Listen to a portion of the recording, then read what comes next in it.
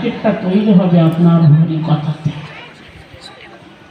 এই জন্যে ভাগবত কথা শ্রবণ কীর্তন আপনার জীবনকে করে দেবে পরিবর্তন। আচ্ছা, আমরা এগোবো না, আজকে আমাদের একাদশী প্রসঙ্গে যাব। তবে একটা কথা বলে রাখি, আজকে আমাদের কথার 7 দিন হয়ে গেল, কাল 8 দিন। কাল কথার বিশ্রাম হবে। কালকে আমরা পূজনের সুযোগ দেব আপনাদেরকে। যারা গতবার পূজন করেছিলেন, যেমন ফুল মালা চন্দন তুলসী দিয়ে, যদি কেউ ফুল মালা চন্দন তুলসী দিয়ে পুজো করতে চান, ঘরে তো করতে পারবেন না, এখানে সকলের আমরা সেই সুযোগটা দিই।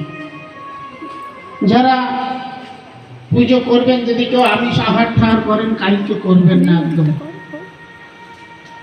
শুদ্ধভাবে থাকবেন। আমরা পুরুলিয়া থেকে কথা করতে যাই, যেমন এখান থেকে আমরা কাল পরশু আমাদের উৎসবে তরশু আমরা যাব। মঙ্গলবার থেকে আমার পুরুলিয়ার কথা। তা পুরুলিয়ার একটা নিয়ম আছে, যে গ্রামে কথা হয় গ্রামের লোক আমিষ আহার করবে না। যদি বাই চান্স কেউ করে, হরি কথায় হাসবে না, ভয়ে।